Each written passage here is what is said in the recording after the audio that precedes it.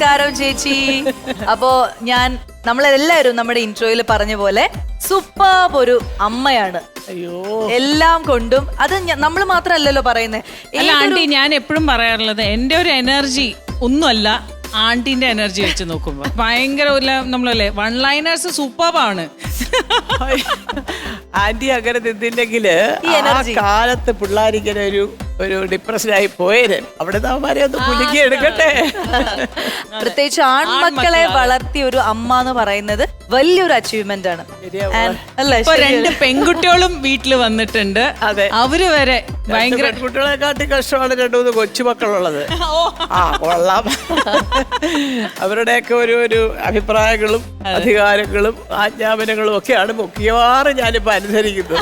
അപ്പൊ ഒരു കാര്യം ചെയ്യട്ടെ, ഈ ഏറ്റവും ഇഷ്ടമുള്ളത് സൂപ്പർ അമ്മയായിട്ടിരിക്കാനാണോ, അമ്മമ്മയായിട്ടിരിക്കാനാണോ, അമ്മായിയമ്മയായിട്ടിരിക്കാനാണോ? അല്ല, അമ്മുമ്മ ഒരു വലിയ സീരിയസ് ആയിട്ടൊന്നുമില്ല, നമുക്കൊരു ഇൻട്രസ്റ്റിംഗ് സംഭവമാണ്. അതെ അതെ. പക്ഷെ എന്റെ മക്കളുടെ അമ്മയായിട്ടിരിക്കാനാണ്. മക്കളുടെ അമ്മയായിട്ടിരിക്കാനാണ് ഇഷ്ടം. ഇപ്പൊ ചേച്ചി പറഞ്ഞല്ലോ, എന്താ പറയാ, ആണുമക്കളെ വലിയ പാടാണെന്നൊരു എക്സ്പ്രഷൻ ഇട്ടല്ലോ. അതെന്താ, ഇവർ രണ്ടുപേരും ഭയങ്കര കുറുമ്പന്മാരായിരുന്നോ കുഞ്ഞിലെ? ചുവട്ടം പോയപ്പോ രാജു 15ഉം ഇന്ദ്രൻ 18ഉം. അപ്പൊ എനിക്കൊരു ചെറിയ ഭയം ഉണ്ടായിരുന്നു. അതും പ്രത്യേകിച്ച് ആൺകുട്ടികള്. ഈ പറഞ്ഞതുപോലെ ദൈവമേ, സുവോട്ടന്റെ ഏറ്റവും വലിയ ആഗ്രഹം പിള്ളേരെ മിടുക്കരാക്കി കൊണ്ടുവരണം എന്നുള്ളതായിരുന്നു. അതൊരു പരിധി വരെ അല്ല, മുഴുവനായിട്ട് സാധിച്ചെടുത്തു. അതാണ് ഈശ്വരദത്ത ഏറ്റവും വലിയ അനുഗ്രഹം. അതെ. എന്നാലും ഇതിൽ ആരായിരുന്നു കുരുത്തം കെട്ട സ്വഭാവം ഉള്ളത്, എപ്പോഴും കുറുമ്പ് കാണിക്കുന്ന ആരായിരുന്നു? എനിക്ക് തോന്നുന്നു ഇന്ദ്രൻ. പൃഥ്വിയോ? അയ്യോ പാവ ഇന്ദ്രൻ. എന്തിനാ അമ്മ അവരെ വഴക്ക് പറയുന്നതൊക്കെ ചോദിക്കുന്നതാണ്. ആ പൃഥ്വി കൊള്ളാം. എന്തോ അമ്മ എന്റെ ട്രാക്ടർ എടുത്തോണ്ട് പോയി ചെറിയ കാര്യങ്ങൾക്ക് അടി ഉണ്ടാക്കും. അടിയല്ല, എല്ലാം അവന് വാങ്ങിച്ചതൊക്കെ അവന്, ചേട്ടന് വാങ്ങിച്ചതൊക്കെ ചേട്ടന്.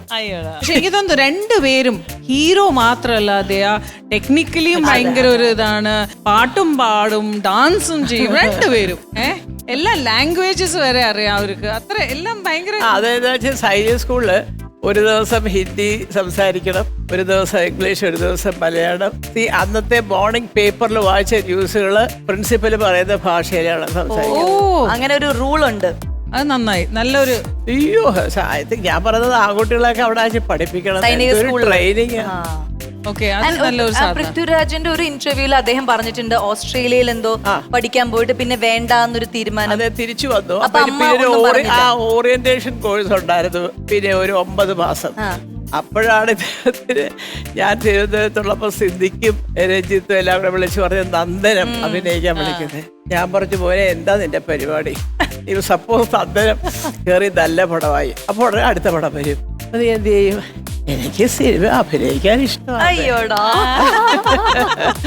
ഞാൻ പറഞ്ഞു, എന്താ ഇവിടെ ഇതുവരെ സാരമില്ല, അപ്പൊ ഞങ്ങൾക്ക് സഹിച്ചു. പക്ഷേ ഈ ഒരു സപ്പോർട്ട് കാരണമാണ് ഇന്ന് നമ്മളെല്ലാവരും സ്നേഹിക്കുന്ന നമ്മുടെ സ്വന്തം രാജുവേട്ടനെ നമുക്കിങ്ങനെ കിട്ടിയത്. തീർച്ചയായിട്ടും.